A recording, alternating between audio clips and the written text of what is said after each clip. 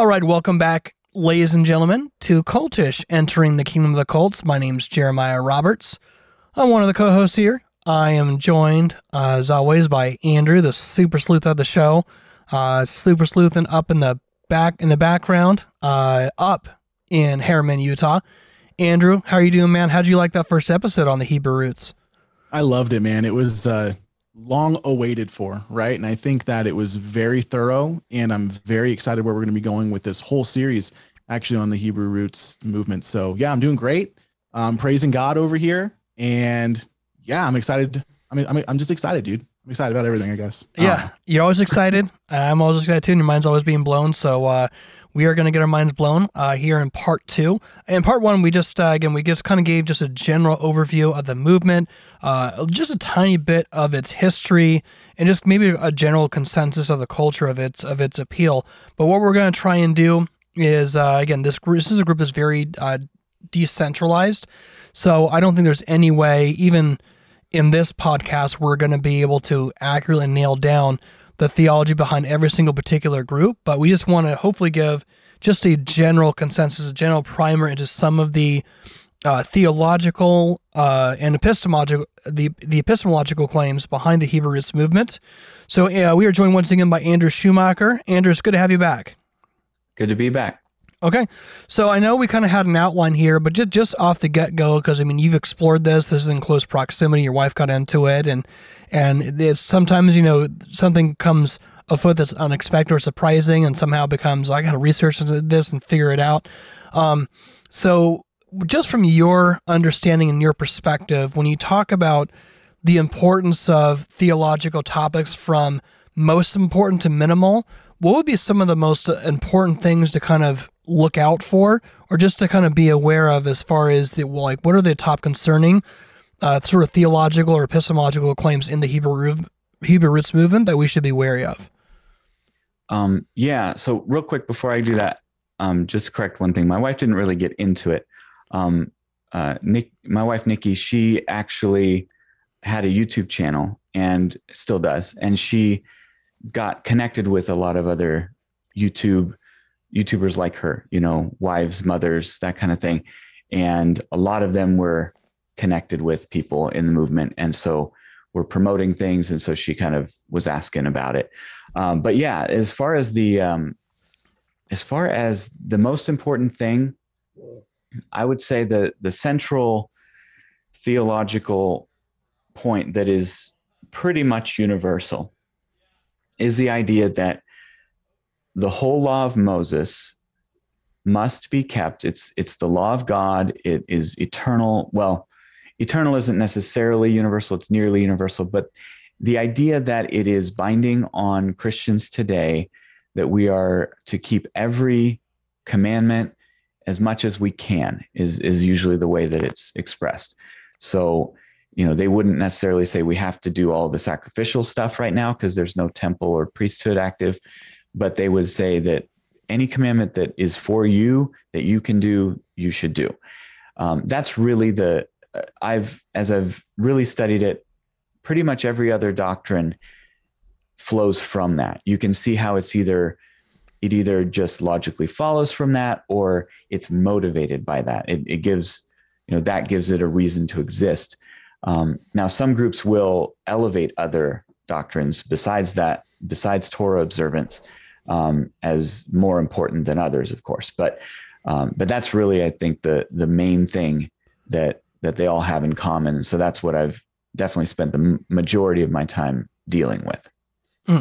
Okay, definitely. And so then as far as that's concerned, like that's sort of the general premise. And from there, when it begins to stem out into further observations and practices. So from there, what would be some other things we would look out for from there? So another big one is the idea that the law is eternal, that the law of Moses goes back to creation. It will go forward to eternity, that every person it's always been there, that it wasn't just given with Moses.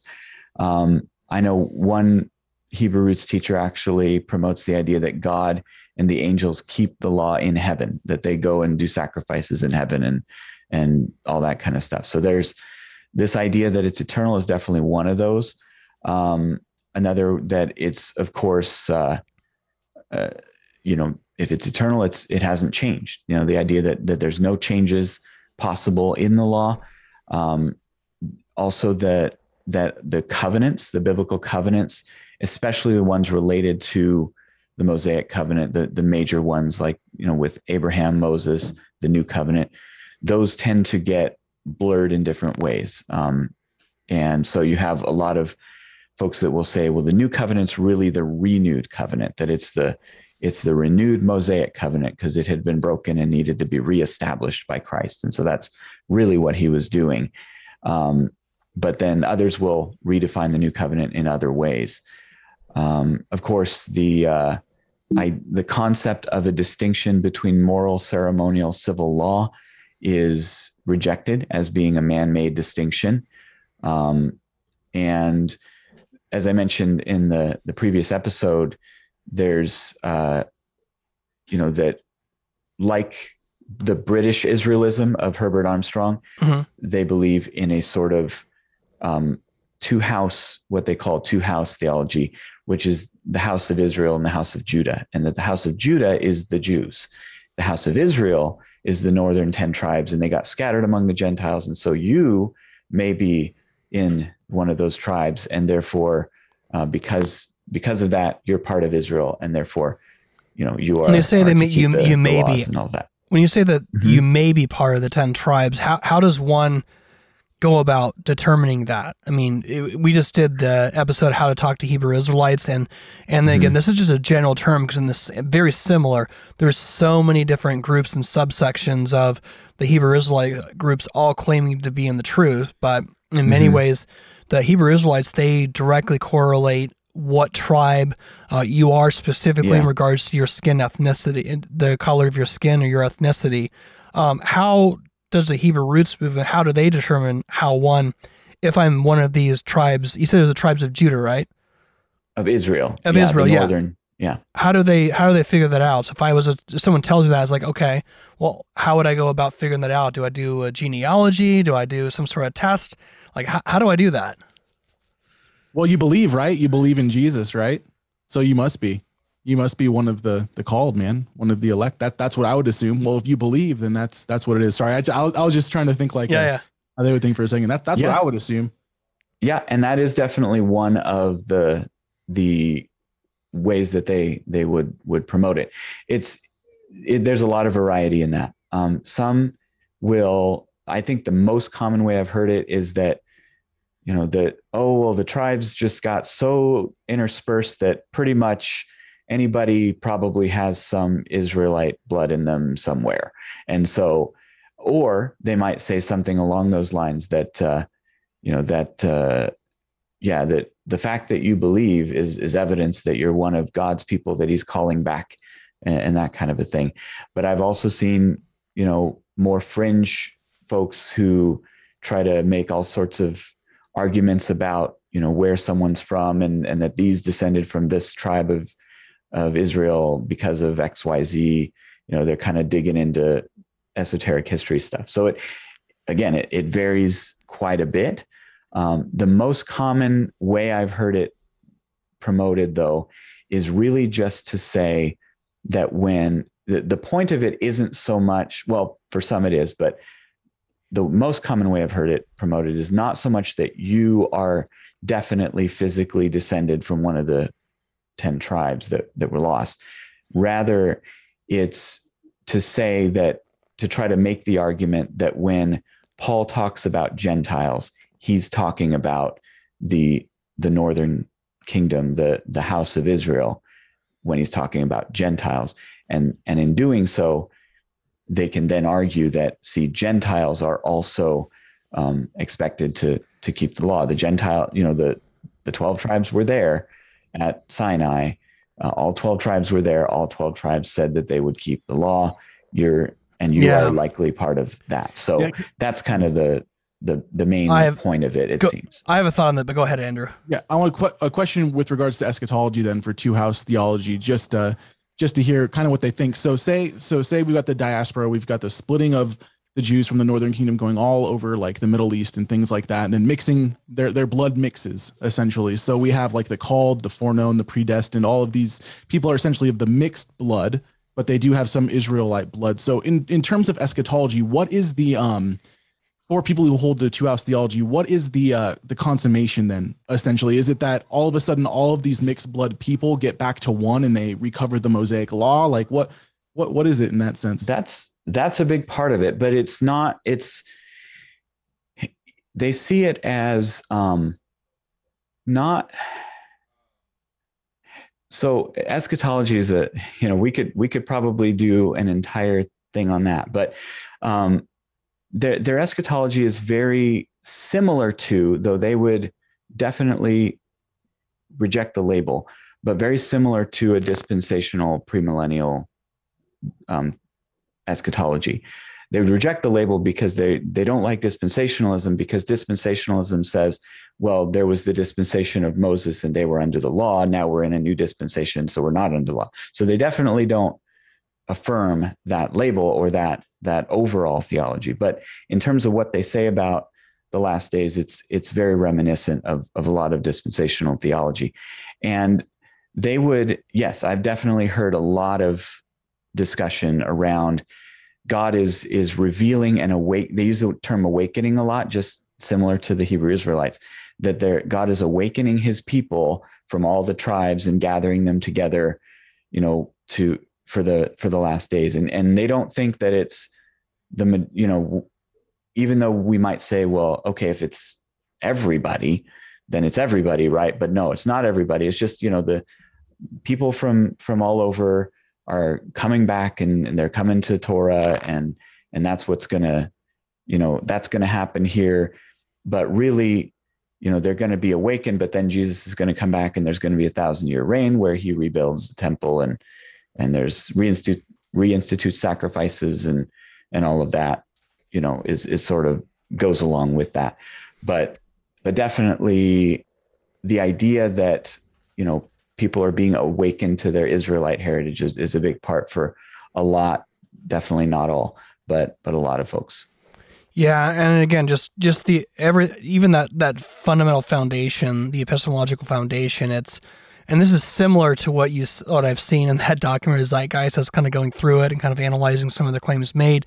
And this is just the case a lot of times with these movements, is that there's you always have to differentiate between assumptions and definitive proof, where you're just someone just assumes, well, if this, then that. And that's just that is my conjecture of what they are doing there, because he says, well, if you do this and this, then more than likely you're part of the tribe. You're part of these particular tribes, and that's just one thing that's kind of like that's a little bit of a red flag there as well too.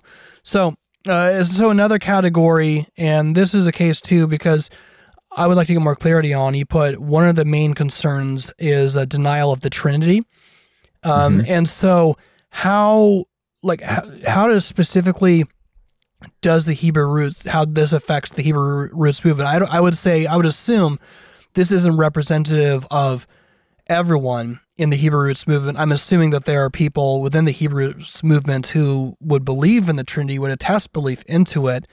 But the reason why you put that in there is, does it kind of set a premise for one to deny the Trinity or to question the validity of the Old Testament? Because they read the New Testament into the Old, which is also what Oneness Pentecostals do as well too, the UPCI, which we've done episodes on.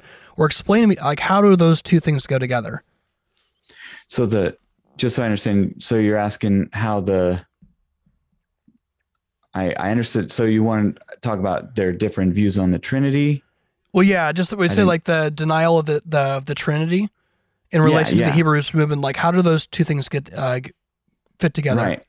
So a big part of it, kind of like we talked about last time, goes back to Constantine, and they think that that the Christian church has gone pagan ever since the Council of Nicaea, and since the Council of Nicaea was about the deity of Christ, so that's something that we probably don't want to go with. So there's this, it's definitely not universal. And as we said last time, but I just want to reiterate, we're using this term Hebrew roots. We're using it just as a catch-all because, yeah, a lot of folks that, especially the ones who are more orthodox, who do believe in the Trinity, they really don't like the label Hebrew roots because it's associated with all this heresy. So I can definitely respect that, but I just want to make sure we're talking about what's important. So when it comes to the Trinity, I see basically 4 groups in a sense.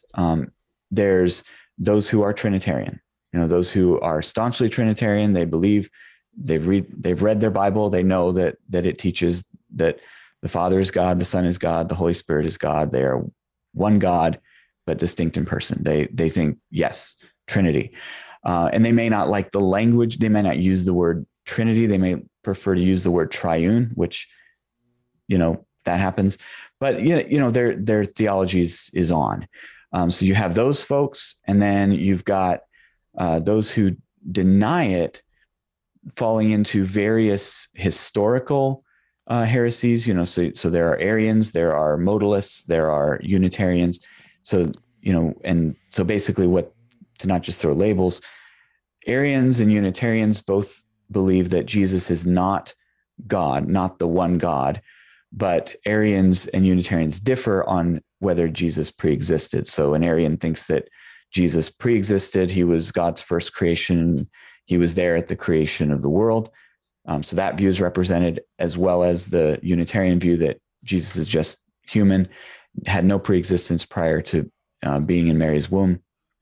And then there's modalists who believe that God is really just one person, the Father and the Son. There's no difference of person. There's no relationship of persons there. There's just the one person taking on different modes or different, manifestations. So you've got all those views and others represented. The third group are sort of those who are kind of making up their own thing, or maybe unknowingly are influenced by just the history of the group that they're part of. So I've heard some that say, well, Jesus is God in that he's sort of, he's the arm of God. So he's, he's described that way, or he's, so he's really God, but he's not the same person, but he's not really distinct. It gets complicated. A lot of them are trying, it seems, are trying to carve out their own little niche, that this is the thing to believe. But then there are those that, like I said before, that take on the Armstrongism aspect, that say, well, actually it's sort of a binity, only Father and Son. The Spirit's not a person, but the Father and Son are distinct persons, and they're both God, because God means is Elohim is a plural term, and therefore God, it means family, and so God is a family. And that was a Herbert Armstrong thing, and that's what I've heard some in the Hebrew roots say. So there's all these different views, and then the fourth category is really, like, we mentioned 119 Ministries in the last episode. They're not really like a leader who leads a congregation. They're just sort of like an online create content to teaching content for everybody. And I've tried and have not found any commitment from them, despite their vast library on the question of, the deity of Christ or the Trinity or any of that. So there are some who just don't really get very, very specific about it. And so, and I think that's because they realize this is an area of great division within the movement, so to speak, within the greater Torah observing movement, that, one side's calling the other side pagan for believing the Trinity and so on. So it's a big area of division.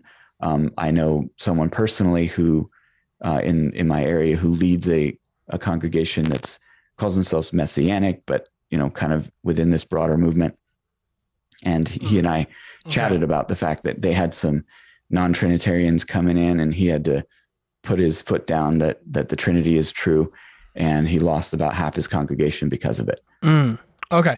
So I think just for the sake of time, what we want to say is that this is just indicative of a problem within the movement. And depending on, because it's decentralized, it can be an area just of conflict, and it's just given their pre-commitments of their epistemology and their idea of what the role of the Torah is. It's a catalyst for many times for it being even divisive, even internally, like a people who are committed to Hebrew roots. Then is that correct? Yeah, it's definitely one of the big disagreements for sure. Okay. Yes, the next category, just so we kind of move along here, is that so they reject the pagan stuff from Christianity, and they reject the rabbinical concepts of Judaism. So, can you give us some examples of what that looks like specifically? Yeah, so it's common to have someone say something like, "I'm not a Jew and I'm not a Christian," because the Christians let paganism come in, and they've added all these holidays, and they believe in the Trinity and things like that. But then the Jews rejected Christ, and they also added a bunch of laws. They added their human traditions in the Talmud and things like that. So you've got a lot of the rabbinical traditions of things like, men wearing head covering, having, doing Passover a certain way, all these things, a lot of times come out of rabbinical tradition. And whenever someone says, "Oh, you're trying to be Jewish," they're like, "No, I'm not trying to be Jewish.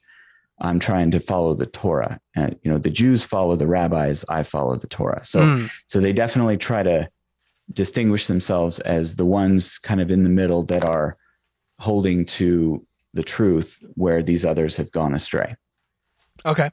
Would they call people who would they say that the rabbinical traditions of Judaism are pharisaical in a sense? Is that why they follow that? Yeah, that's pretty common. Yeah. Okay, great. And so then I guess unless you have any observations, Andrew, and this is, I think we addressed this earlier, is that one of the theological characteristics is that they tend to flatten and blur the distinctions between the covenants. So, so the question is that what is in relation to defining terms, how do people within the Hebrew roots movement view the new covenant? And just like what exactly is the renewal of the covenant? Just like how do they kind of view like where we are now in relation to the Old Testament and the New Testament? 'Cause it does seem to be very blurred on where one actually does stand. Yeah. So there's definitely a big difference, a lot of differences within the movement as far as what exactly is the new covenant. And a lot of them will point out, I'm going to just bring up the passage here, Jeremiah 31, where it talks about the new covenant and it prophesies the coming new covenant. One of the things they will point to in that text, in verse 31, it says, "Behold, days are coming, declares the Lord, when I will make a new covenant with the house of Israel and the house of Judah." And so they'll say, look, this is a covenant with the house of Israel and the house of Judah. This isn't a covenant with the Gentiles. This isn't a covenant with all the churches, all the world. This is a covenant with Israel. And they'll use that to try to say that it's therefore not what Christians generally say it is. And the hard part with this one is that, and I would recommend if you want to hear a fuller discussion of it, I did a 3-part thing on my YouTube channel about it, because it's pretty in depth when you get to comparing and distinguishing the covenants. But a big way, like I mentioned before, that they flatten things out is they'll take this word new for new covenant and try to say that it means renewed. But it's interesting because it's the same spelling in Hebrew. The word is for new and the word for renewed are kind of the same, but when it's used as an adjective, as it is here, it pretty much always means new. And you look at the other occurrences, it means new. Maybe there's a few that you can kind of think of it as renewed, but it's very hard. When it's used as a verb, it means to renew, but that's not what we have in this text. But anyway, that's one tactic, is just to say, oh, Jesus is just renewing the Torah and he's calling his people back to the Torah. That's what it is. But that's not the only way that they do it. Another way is to try to push back the inauguration of the new covenant, push it into the future and say that it hasn't actually, we're not in the new covenant yet. And they will point to, within this text, they'll point to the part where it says, they will not teach again each man his neighbor and each man his brother, saying, know the Lord. And see, there's no need of teaching in the new covenant. Obviously, we need teaching now, so we're not in the new covenant. But, to that, I would say, well, it's specific teaching that it's saying there is if you're in the new covenant, you don't need to be taught to know the Lord.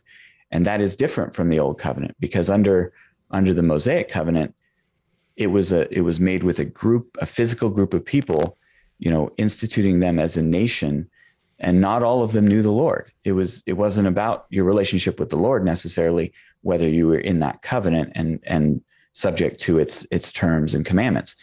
The new covenant is different than that. In the new covenant, God's law is in our heart, as it says, and no one needs to teach his brother to know the Lord, because we all know the Lord. Everyone who's actually in the new covenant knows the Lord. And so that's sort of my response. But they'll point to a lot of other things that talk about, just the promises of the new covenant that aren't realized yet, of just, peace and things like that over the whole world. And they'll kind of try to push it back. And then some of them, one teacher I heard tried to argue that the distinguishing of old and new covenant is not so much a distinguishing of one particular covenant with another covenant, but rather how you approach the covenant. Is that if you approach it the old way, as in keeping commandments is what makes you right with God, or the new way, which is by faith, but really it's all one covenant. And it can get kind of hard to understand. But yeah, there's, with the covenants, that's another one that you have to do something with the new covenant, because if the new covenant clearly says that, I will forgive their sins, that this is what puts us in the new covenant. And then when the new covenant is more fully described and taught on in the book of Hebrews, it means the end of the Mosaic covenant. Yeah. And that's the part that they can't really abide.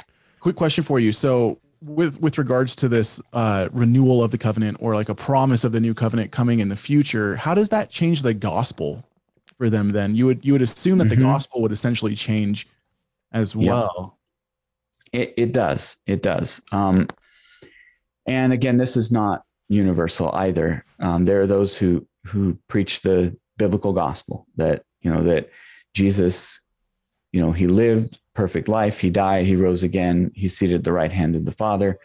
And we, by believing in him, we have faith in God. We're made right with God, and that. So that there's definitely those who teach that.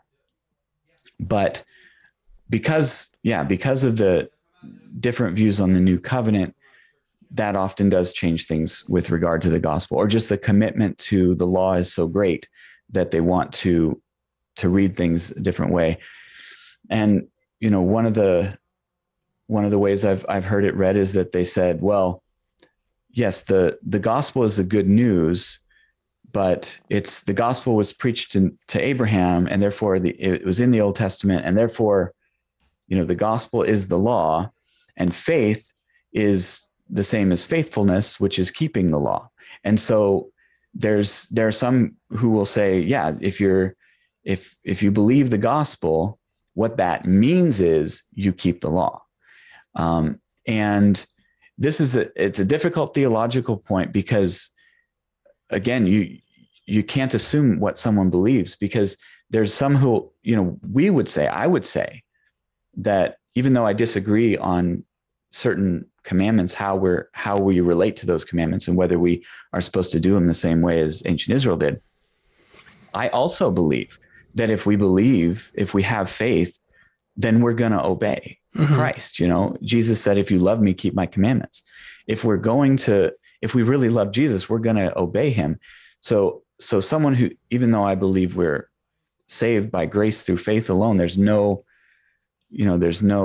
works involved in salvation.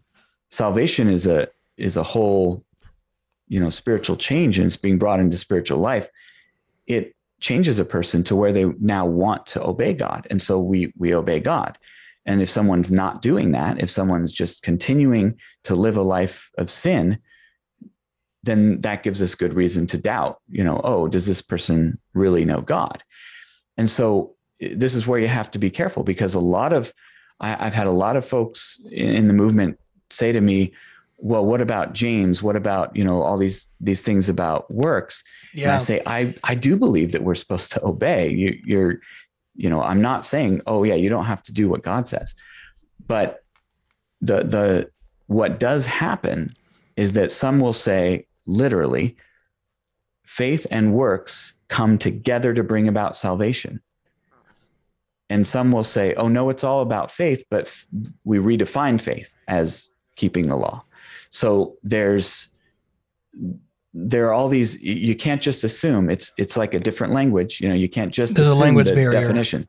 Yeah. There's a language barrier sometimes. Yeah. And so you have to, and a lot of them are being taught that Christians are lawless because we don't keep the Levitical feasts and we don't eat kosher and things like that. So we totally disregard God's commandments and don't believe you have to do, and because we believe in sola fide, you don't have to obey God at all. And, read the book of Hebrews. That's what I believe. Somebody says they believe and then they're going out, doing whatever. It's like, that you don't need to think that person knows God. But yeah, it comes down to what it is a great question to ask, what is the gospel exactly? If you're talking to somebody, because there is a lot of confusion on it. Okay. Yeah. And this is interesting, Andrew, too, that, remember Pastor Trey said when we did our one series in the Church of Christ that got some attention here and there, is that sometimes the closer you get to orthodoxy in regards to things on some level that are cultish, it gets more, it gets more difficult to decipher, or even sometimes the intensity behind the conversation gets more intense versus when you're dealing something completely outside the camp, like Mormonism or Scientology or just one of those definitive cults, because that's there's a lot of very specifics that are there. But it seems here that, again, we're probably dealing in many cases, even your conversation, you're probably talking with someone who's a genuine Christian who wants to do what is pleasing to God. But again, terms it gets muddled. And it seems to me, it's almost like this very, like you're trying to just reach, you're going through like in here we have the dust storms that come here in Arizona, where all of a sudden the giant dust storm, and it's hard, you want to pull to the side of the road because you can't see ahead. Otherwise, you're just trying to merge what you assume is the road and where you go off. This whole thing, though, and you can give me your thought, both of you can give me your thoughts. It seems to be very, very muddy between like what is actual faith, what entails works, and they're almost sort of redefining faith. They're not sure what it is. And also, I'm just curious too, just in your conversations with people who are in the Hebrew roots movement, do they see kind of a spirit of freedom, or is it kind of, it seems to me it would just be this sort of observance that makes them distinct from everyone else? It seems to me it would be a burden. Just wanting to make sure that I'm keeping all these things, especially even, given if one wants to go to James chapter 2 as a proof text to try and mix in works. I mean, best case scenario, you're going to have a huge misunderstanding as if I need to continue to do versus, or trying to do these things to keep away my sins rather than focusing in on the sin bearer. Again, I'm just doing my best to make sense of what I'm hearing, but it does seem as a whole that the water seems very, very muddied for someone who's trying to observe it from their point of view. What do you guys think? Yeah, I'll go first. So what I'm thinking essentially is like through the lens of like Orthodox biblical Christianity informs of the gospel of being justified, declared righteous before God through the blood of Christ. As an Orthodox Christian, I would say that I am free in Christ to actually observe the feasts if I want to, right? But that doesn't justify me. That doesn't declare me righteous, which also means this, that I don't need to do the things that Christ perfectly fulfilled of the training wheels in the Old Testament that were speaking about the coming of the Messiah, right? Like I feast every single day now through the Holy Spirit on my salvation. You know what I mean? Whereas it seems like the danger in the trap, which again, we're not going to throw everyone in the Hebrew roots movement that they believe in the same thing. We know there's so many differences, but the biggest trap is going from, hey, you have the freedom to observe these feasts if you want to now you need to do these things, right? And I would say that's very scary because that's a big yoke. It's a big burden. And that gives you no assurance of your salvation because it's no longer in Christ who actually completed all of these things perfectly for us on our behalf and literally died on the cross for us, right? It's your assurance now is on your success in your keeping, in your obedience, because if it's not there, then you're not truly a believer or in the faith because you're not doing X, Y, and Z. And like we know in Galatians, it says that we have died to the law. Why would we try to put in place something that has gone away?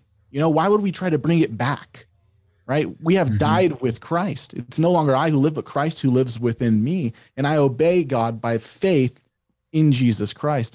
If that makes sense. If you want to piggyback off of me there, Andrew, in terms of what I'm talking about, feel free, brother. That's just what I'm thinking. Yeah. And that's kind of what a lot of folks, will look at when they first encounter this movement. And one of the things that I've really tried to do is make sure when I'm addressing what they believe, that I'm not saying something that could be turned right back around on what I believe.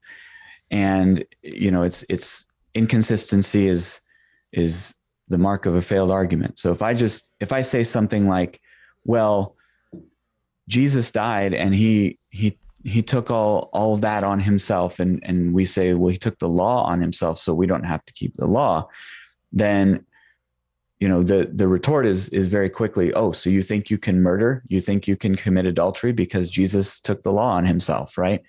And what it comes down to is, again, I think an area where the church has really failed to have robust teaching on, and that is, how do we know that some laws are training wheels, like you mentioned, that some laws are only for the purpose of, distinguishing Israel and pointing to Christ, and that once Christ fulfilled them, and once, when he died on the cross, that they actually go, or maybe go away is too strong a word, but they at least change, and that we don't approach them the same way.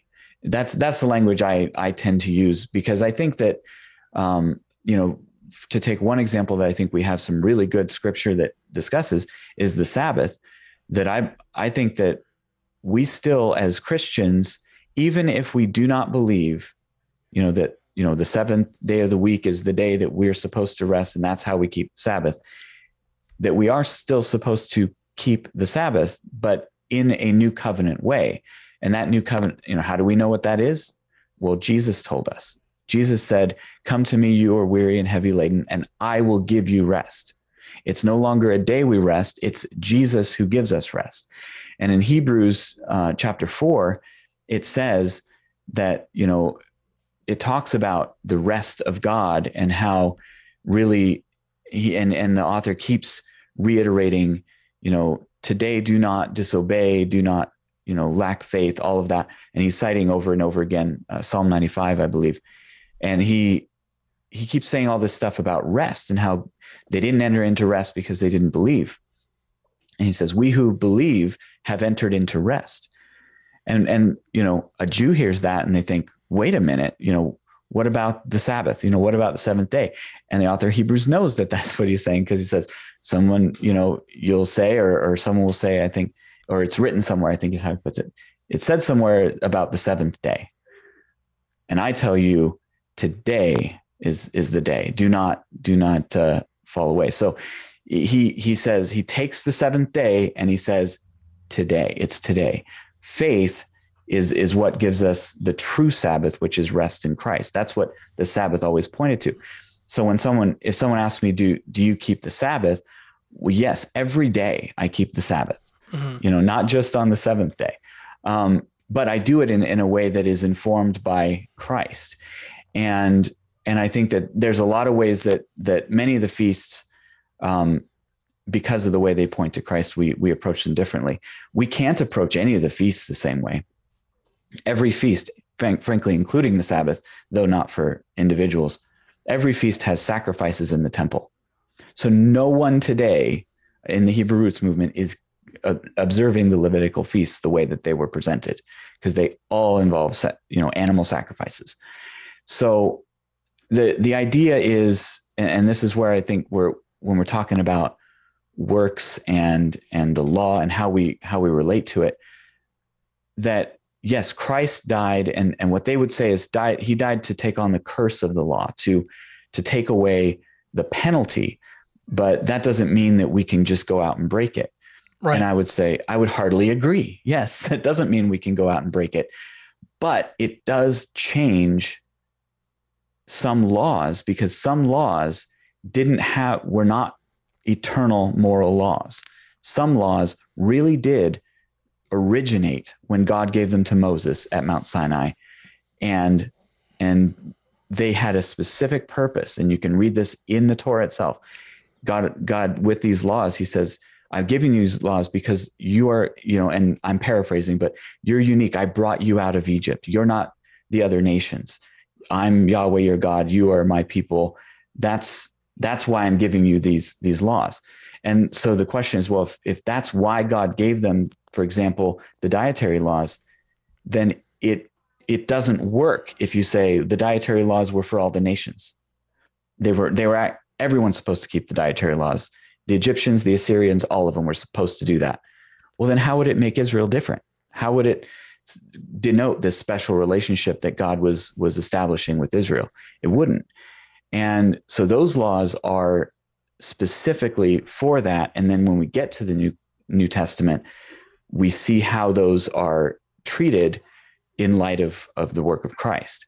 Whereas other laws are not treated the same way. Other laws like, that are truly moral, like just regarding theft and murder and adultery and things like that, worshiping other gods, they're carried over as is, no change, not because this part of the law of Moses, continues and the other parts didn't. No, because these laws predate the law of Moses. These laws are part of who God is, and therefore they've always been wrong. You can read Genesis. Adultery was wrong in Genesis before anyone ever said in the text, you shall not commit adultery. And so these laws go back all the way to the beginning, but not all the laws do that. Mm-hmm. And so if we actually read the Torah and understand it in its own light, we can see these distinctions between moral and ceremonial. They're there, even if they're not using the labels. Okay. And how do they deal, and you mentioned this too, as far as just some things to cover here real quickly. Again, this is just a general overview, and I'm looking forward to the feedback here, given the pulse of the marketplace of ideas in regards to our audience in relation to this topic. But in regards to specifically sacrifices, you put in point, they are a point of internal disagreement within the Hebrew roots. You mentioned earlier sometimes its relation in the eschatology. Some people see, and even people who aren't involved in the Hebrew roots movements, there's people who are premillennial dispensational or kind of fall into that camp who believe there's going to be a millennial reign and the sacrificial system is going to be reinstituted. So apparently from what you're, at least from the summary that you put in, that isn't an area of assumption. Then the Hebrew roots is kind of, is kind of mixed bag of who holds to what, but also some people believe that these have truly changed due to the coming of Christ, but these are really the only things that have changed. So they're kind of picking and choosing between which covenants are applicable, like sacrifices, but now these specific dietary laws or or these areas are they like are in. There's just different picking and choosing between particular categories. So, can you, just from what you've studied, can you expand on that at all between how they, like, what's their methodology for differentiating between what's practical and what's not in this category? Mm-hmm. Yeah. So when it comes to sacrifices, it's definitely a point of disagreement. Many, and I would say probably the majority, just based on my own experience, do believe that the sacrifices are still in effect, just like everything else, but they're not, currently doable, not in a lawful way according to the text. That you can't, because there's no tabernacle, there's no temple, there's no Levitical priesthood in place at this time of, so we just can't do it. It's kind of like when Israel was in exile, they couldn't do the sacrificial stuff at the temple while they were in exile. And so they see us in a comparable position. So that's, in a way, that's the more consistent view. If you believe all of the Torah is still binding, you have to believe the sacrificial system is still binding. The other side will say, no, Jesus really did, in his sacrifice and work as our high priest, he really did finish sacrifices. And the reason I think that there's this disagreement is because of the book of Hebrews. Hebrews talks a lot about the difference between the work of the priests in the temple and Jesus' work as high priest, the work, those sacrifices that were given over and over, Jesus once for all sacrifice. There's this dichotomy presented throughout pretty much the whole book. And so that language is just so clear that a lot of them will say, actually, yeah, the sacrificial system of the temple is actually finished. That part was finished with Christ. And so when I look at that, I say, well, they do have sort of a principled reason for saying that. It's not, I wouldn't characterize it as picking and choosing, just what they like, what they don't like. It's that they would say, and I think both sides of that argument, the ones that say that they're still binding, but we just can't do them, and those who say they're not binding, both sides of the argument say we can't do them now, and we wouldn't do them now. You shouldn't just do it in your backyard, though there are those who do. But the folks that say that they're no longer binding, it's not I think it's an inconsistent position, because then they lose a lot of the texts that they love to appeal to about how the law, is still in effect, because it's just saying, it's not differentiating between the sacrificial system. They like, Matthew 5:17 and 18, do not think I came to abolish the law or the prophets. I didn't come to abolish, but to fulfill. And then 18, where it says not one, mark, mere stroke of the pen, not one little letter will pass away from the law till it's all accomplished. They like to use those texts, but if you say the sacrificial system is done, well, you've disqualified yourself from using those texts to say that the law is still binding. You'll have to go somewhere else. But so there's those folks. I think, they're closer to the truth. They've acknowledged that something changed with Christ. And so I think that position is a little closer to the truth. It takes Hebrews seriously. The other position says, well, yeah, there's going to be a future millennial reign. And they use, they point to some passages in the prophets that talk about, sacrifices and things like that, to say that in the future, God's going to reinstitute them, and they're still going to happen. There's problems there too, because of course, if that sacrifice is still in effect, then we have issues with how does that relate to Jesus' sacrifice? Yeah, no, that's really good. And Andrew, you can let me know what thoughts you have on this. But I think one of the areas here and why we're trying to approach the subject this way is because this is really a fine line between, really, for the most part, that are just in-house conversations about, the relations of what you should and shouldn't do on the Sabbath, or any really really in many ways are just internal in-house conversations. I mean, there's a lot of ways of everything we've discussed can be in that category, but it's complicated because, again, it's slightly in the field of our area of research and what we cover, because it is this level very subtly of have and have nots in regards to my special knowledge of the Torah. So yeah, this is definitely, and again, we want you all to hopefully, give us your feedback on our approach to this, and that might formulate, because I can tell you too, we are going to do some follow-ups here, just given the audience a response to just our initial post. We're definitely going to do that. Just one other question too, just in regards to, I think we mentioned it slightly in passing, but specifically in regards to how they name God. Specifically whether it's Yeshua, or sometimes they do like Yahshua, or they just give their specific titles.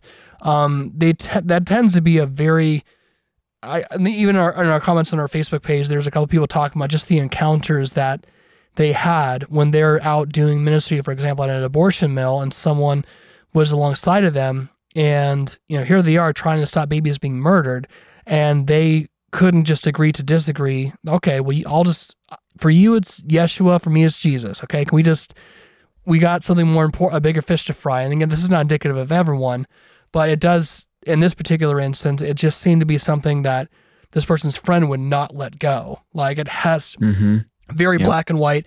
It has to be this way. So what's the underlying root of where that comes from, and why is that such a big pinnacle point for so many of the different groups within the Hebrew Roots movement? Well, I think you can kind of see, if you're looking at it or thinking about it, you can kind of see how the sacred name stuff, or the going back to the Hebrew names, kind of comes from a different stream of thought than just we should keep the Torah, because it's kind of separate. There's no commandment in the Torah that says you shall pronounce my name thus and such. It's a little different. So there's a lot of variety in here too. Some people, again, it's just a preference. They just would rather say, the older Hebrew name of someone than what's been kind of adapted through different languages up to the present day, all the way to those who make it a matter of salvation. If you're praying to Jesus, there is an argument among many that Jesus means Hail Zeus, and that it's based on that. I looked up the Greek, the name, the original Greek of Jesus and Zeus have one letter in common, actually, or maybe two. It's not, they're not even etymologically, not even close. But, there's this idea that you're praying to the wrong God, if you don't use the right and proper name.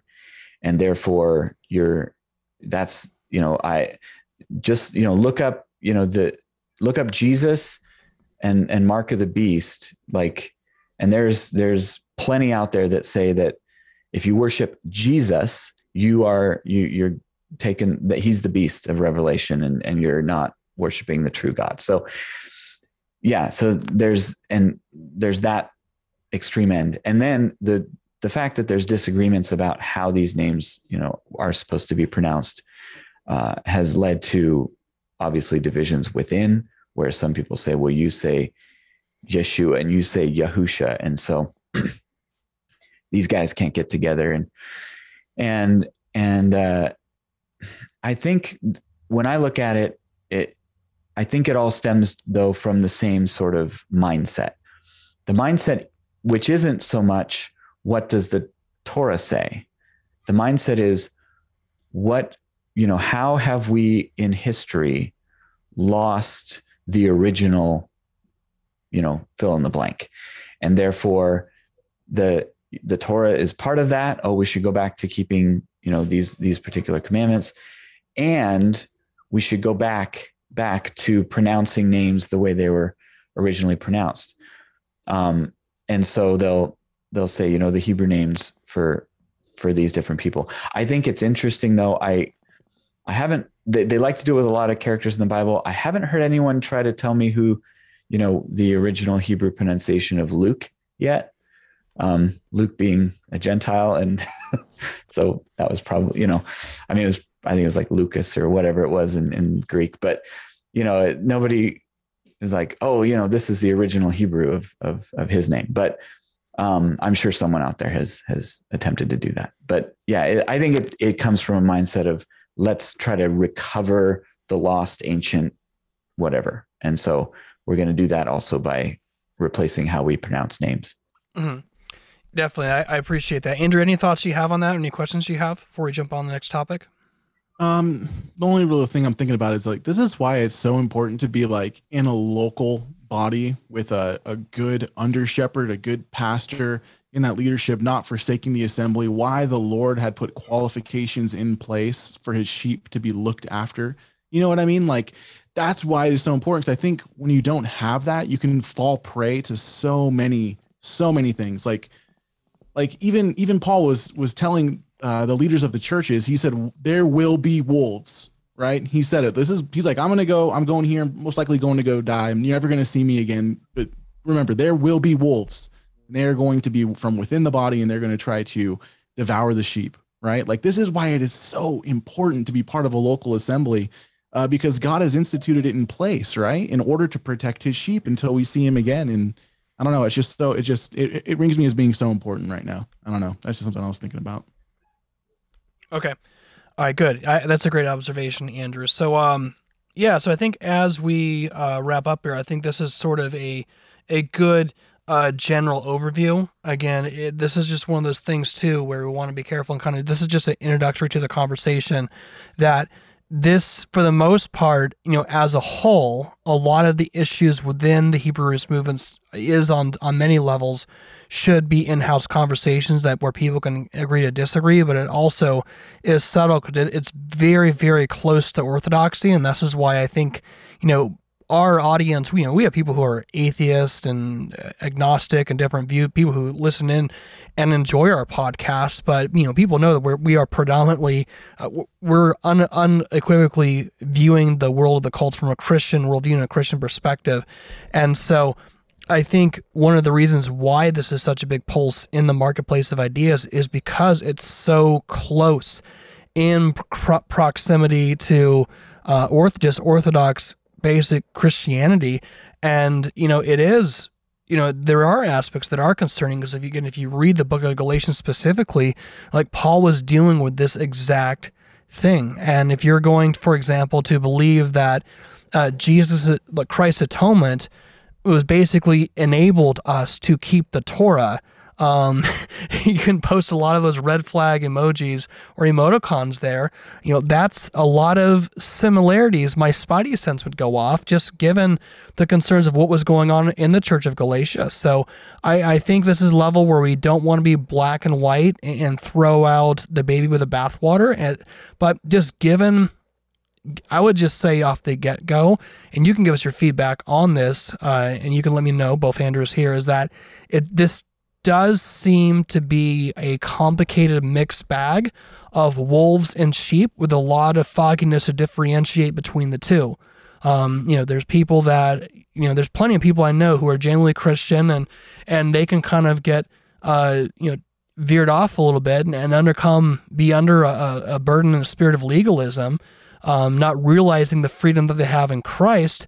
But there are also, because, you know, man looks at the outward appearance, the Lord looks at the heart. There are people that the New Testament warned about that are coming to usurp the freedom that you have in Christ to put you back under a yoke.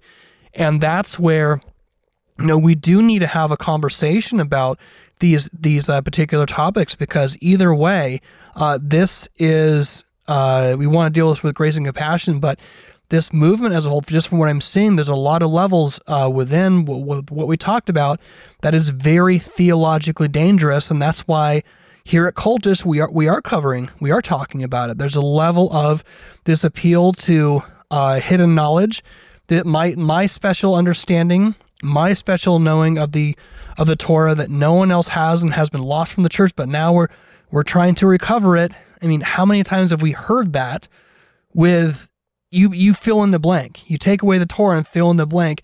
That tends to be the sort of esoteric epistemological claim of the other groups that we deal with. And so we are saying that let's have a conversation. Let's have a discussion. Come, let us reason together.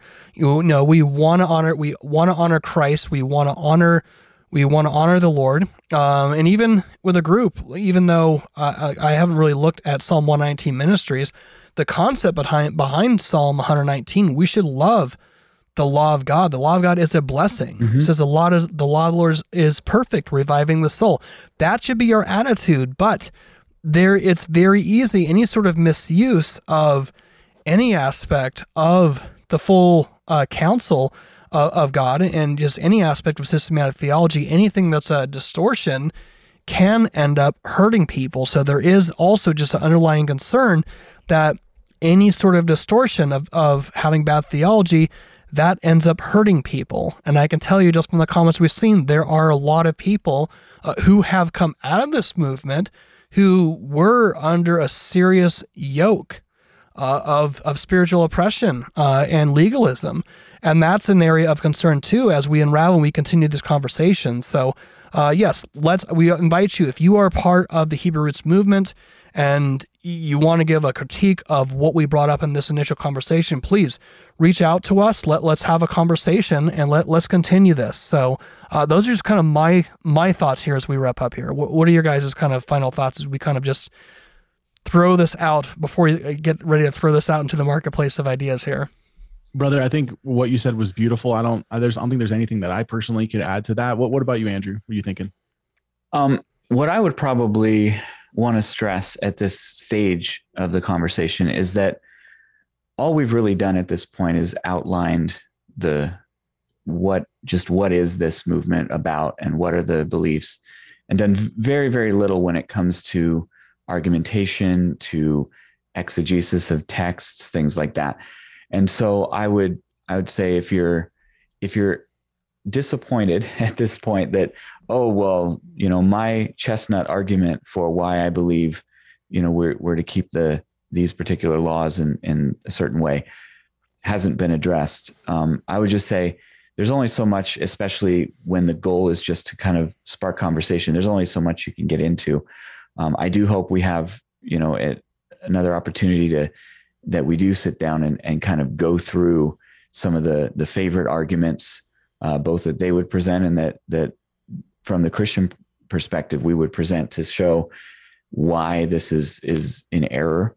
But I'd also say, yeah, if you have a particular argument that you just think this is hands down why I think we're to keep Torah, definitely let us know. If you're interested in other, going into a lot of that stuff, like I said, I have created a lot of content on my YouTube channel, Beginning of Wisdom, and there's a ton of stuff there as far as answering a lot of these questions and answering a lot of the arguments. And if you don't see something there, let these guys know, let me know, and would be absolutely glad to have a conversation about it. Awesome. So I appreciate you. I appreciate you wrapping things up, and I think that's a perfect way to end it for now. So if you enjoyed this sort of general introductory overview, I mean, this is the big. This is like the Google Earth version of like the Earth, and then you zoom into a state, and then a district. That's kind of really that's sort of a loose metaphor of what we're dealing with here. So again, this is just a general sky overview. So please let us know what you thought. Leave your comments on our social media. Do all that. And as always, a program like this cannot continue without your support. We're so grateful for all of you who graciously supported us in our end of year drive. But we are into a brand new year's 2022. We have a lot in store, a lot we want to cover. So please, we would ask that you prayerfully consider supporting Cultish. Allow us to continue to be a light in a dark, a lost and fallen world. So please go to thecultishshow.com. You can go to the donate tab. You can donate one time or monthly. And with all that being said, we'll talk to you all next time on Cultish, where we enter into the kingdom of the cults. Talk to you guys soon.